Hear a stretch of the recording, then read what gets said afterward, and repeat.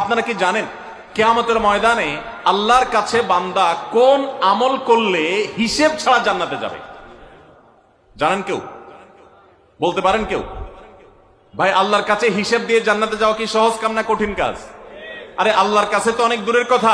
আপনি যে প্রতিষ্ঠানে চাকরি করেন তার মালিকের কাছে, উপরস্থ বসের কাছে একেবারে পুঙ্খানুপুঙ্খ করে প্রতিটা পয়সার হিসাব দিয়ে একদম সবকিছুতে পারফেক্টনেস প্রমাণ করা, এটাই তো একটা কঠিন কাজ, দুঃসাধ্য কাজ। সেখানে সারা জীবনের হিসাব আল্লাহর কাছে দিয়ে পাই পাই করে তারপর আপনি জান্নাতে যাবেন, বিষয়টা এত সহজ না। তাহলে হিসেব ছাড়া আল্লাহ তাআলা এমনিতে বলবেন হিসাব টিসাব নাই, তোমাকে এমনি জান্নাতে দিলাম, এটা চান আপনারা? দেখুন কোরআনে কারীম আল্লাহ তাআলা বলছেন ইন্নামা ইউওয়াফাস সাবিরুনা আজরাহুম বিগাইরি হিসাব। আল্লাহ বিনিময় দেওয়ার ক্ষেত্রে, সওয়াব দেওয়ার ক্ষেত্রে দুনিয়াতে যারা সবরকারী হবে, যারা ধৈর্যশীল হবে, যারা সহিষ্ণু হবে, যারা নিজেকে নিয়ন্ত্রণ করতে পারবে, এই সবরকারীদেরকে আল্লাহ তাআলা হিসেব ছাড়া দিবেন, তাদেরকে সওয়াব দিবেন হিসেব ছাড়া। তাহলে আপনি যখন আপনার কর্মস্থলে থাকবেন আপনাকে ধৈর্য ধারণ করতে হবে। আপনি যখন পাবলিক পরিবহনে উঠবেন আপনার মাথা ঠান্ডা রাখতে হবে। আপনি যখন আপনার বাসা বাড়িতে থাকবেন আপনার মাথা ঠান্ডা থাকতে হবে। মাথা গরম হয়ে যায় যাদের, হট মেজাজ যারা, কথায় কথায় মাথা গরম হয়ে যায়, ধৈর্যহীন হয়ে যায়, যেখানে সেখানে গন্ডগোল বাধায় দেয়, মারামারি বাধায় দেয়, ধৈর্য সহ্য বলতে কিছু নাই, এই লোকগুলো কিন্তু এই সৌভাগ্যবান মানুষদের কাতারে সামিল হতে পারবে না।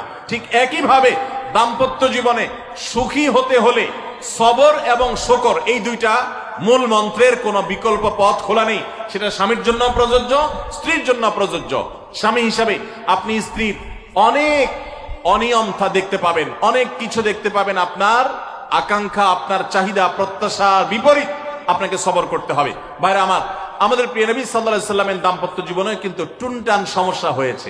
আপনারা মনে করতে পারেন নবী সাল্লাল্লাহু আলাইহি সাল্লামের ঘর, ওনার স্ত্রীগণ সাহাবী, তারা উম্মুল মুমিনিন আমাদের মা, এত মর্যাদাবান মানুষ তারা, তাদের আবার ঝামেলা হয়েছে।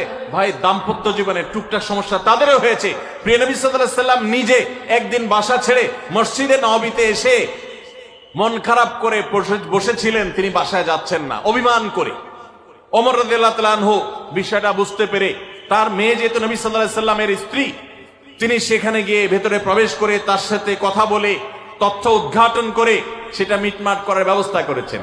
স্বয়ং নবী করিম সাল্লাল্লাহু আলাইহি সাল্লামের জামাতা, ইসলামের চতুর্থ খলিফা আলী রাদিয়াল্লাহু তাআলা আনহু, তার মতে এত মর্যাদাবান মানুষ, তার ঘরে স্ত্রী হিসাবে আছেন কে? মুহাম্মদ সাল্লাল্লাহু আলাইহি সাল্লামের মেয়ে, জান্নাতে নারীদের সর্দার ফাতিমা রাদিয়াল্লাহু তাআলা আনহা। এত বড় মানুষ তারা, স্বামী স্ত্রী দুইজন, দুই দিককার নেতৃত্ব।